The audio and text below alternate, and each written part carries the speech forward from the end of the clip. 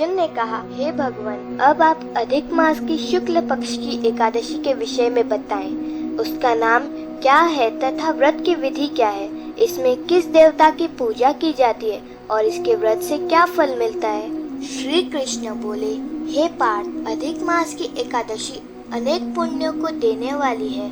उसका नाम पद्मिनी है। इस एकादशी के व्रत से मनुष्य विष्णु लोक को जाता है।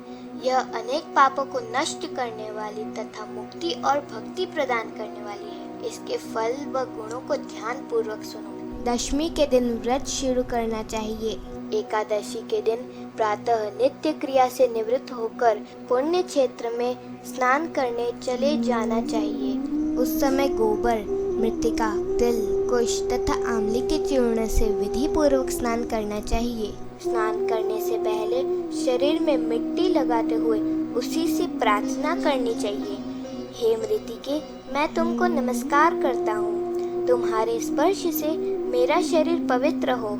समस्त औषधियों से पैदा हुई और पृथ्वी को पवित्र करने वाली तुम मुझे शुद्ध करो। ब्रह्मा के थूक से पैदा होने वाली तुम मेरे शरीर को छूकर मुझे पवित्र करो।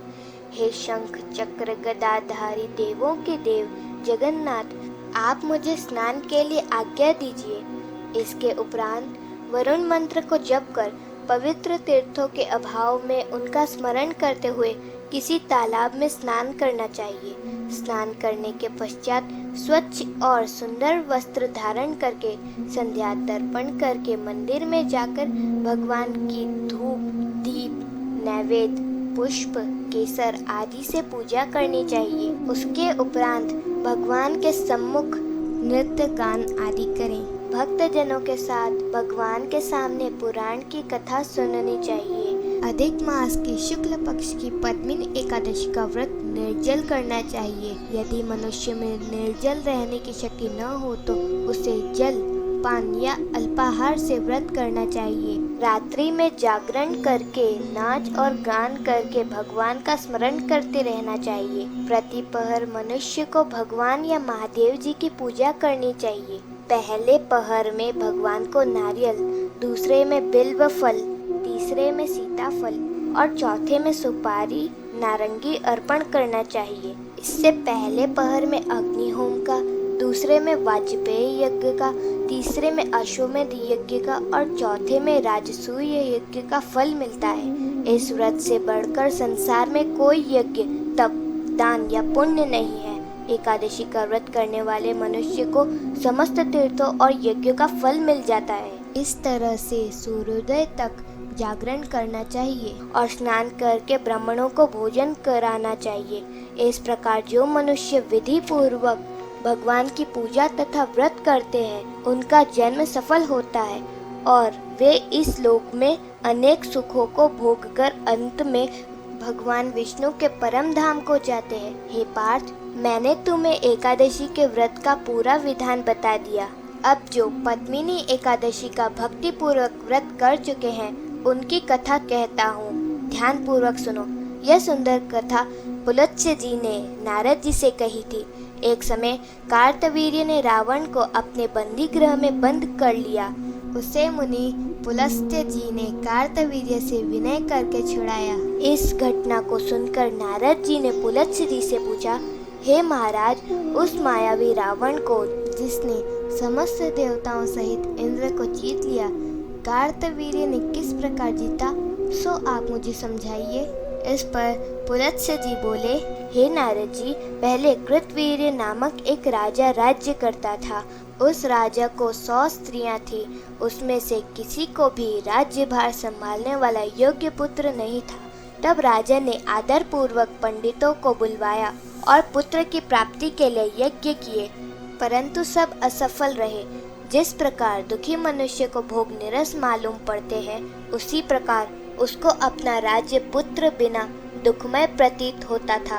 अंत में वह तप के द्वारा ही सिद्धियों को प्राप्त जानकर तपस्या करने के लिए वन को चला गया। उसकी स्त्री भी हरिश्चंद्र की पुत्री प्रमदा वस्त्र अलंकारों को त्याग कर अपने पति के साथ गंधमादन पर्वत पर चली गई। उस स्थान पर इन लोगों ने 10,000 वर्ष तक तपस्या की, परंतु सिद्धि प्राप्त न हो सकी। राजा के शरीर में केवल हड्डियां रह गई। यह देखकर प्रमदा ने विनय सहित महासती अनुसुईया से पूछा, मेरे पतिदेव को तपस्या करते हुए 10,000 वर्ष बीत गए, परंतु अभी तक भगवान प्रसन्न नहीं हुए जिससे मुझे पुत्र प्राप्त हो। इसका क्या कारण है? इस पर अनुसुईया बोली कि अधिक मास में जो कि 36 महीने बाद आता है, उसमें 2 एकादशी होती है।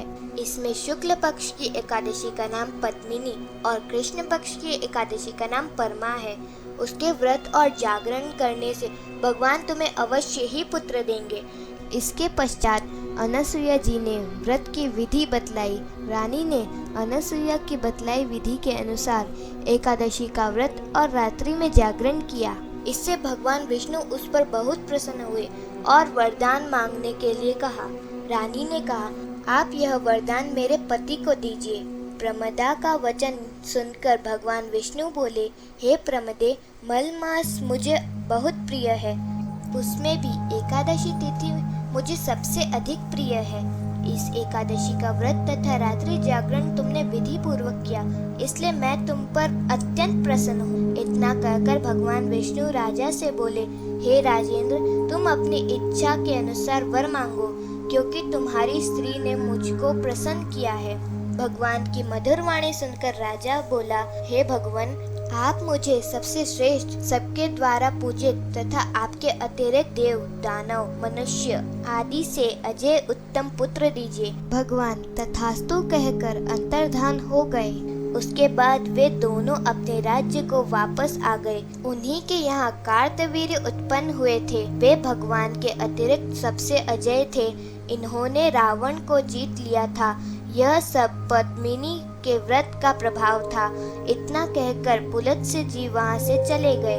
भगवान श्री कृष्ण ने कहा, हे पांडुनंदन अर्जुन, यह मैंने अधिक मास के शुक्ल पक्ष की एकादशी का व्रत कहा है। जो मनुष्य इस व्रत को करता है वह विष्णु लोक को जाता है।